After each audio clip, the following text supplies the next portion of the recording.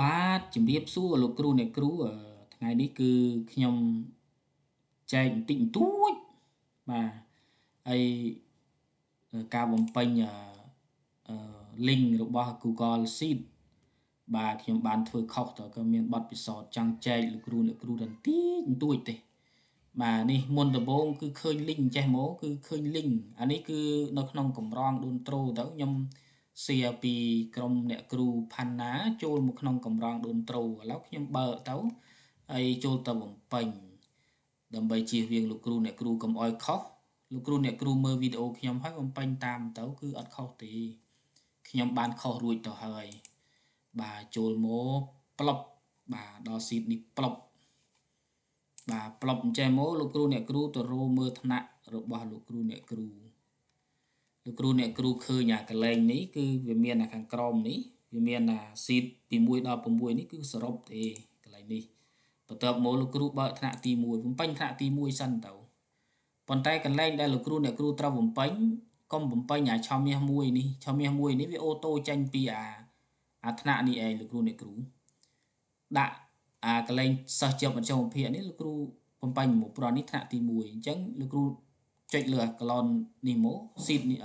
cell នេះមកពេញមកប៉ុន្តែខ្ញុំមើលតែប័ណ្ណពិសោធន៍ដែលខ្ញុំធ្វើខុសនេះមើលខ្ញុំចូលមកកាលចូលតាមទូរស័ព្ទមិនបានចូលតាមកុំព្យូទ័រអញ្ចេះទេ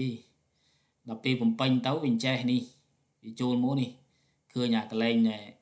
នៃថ្នាក់ទី1មានចំនួន34នេះខ្ញុំចុចមកវាយយក34បដ ாய் ដល់ពេលចុះទៅវាបាត់រូបមន្តគេវាលុបអារូបមន្តសរុបរបស់គេឈឹង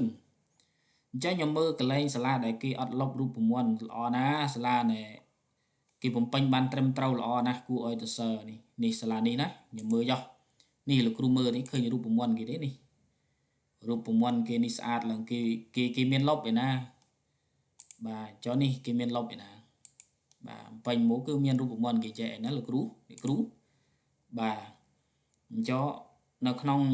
សាលានេះដូចសាលាបាទថ្នាក់ទី1ស្ទឹងព្រះស្រកនេះមានរូបមន្តចុះបើសិនជាត្រូវបំពេញទិន្នន័យសិស្សជាប់សម្រាប់ថ្នាក់ទី1មួយសិស្សជាប់ប្រមាណស្រីប្រមាណបំពេញមកណាសិស្សធ្លាក់មធ្យមភាគប្រមាណគឺត្រូវបំពេញតាមកឡននេះមកណា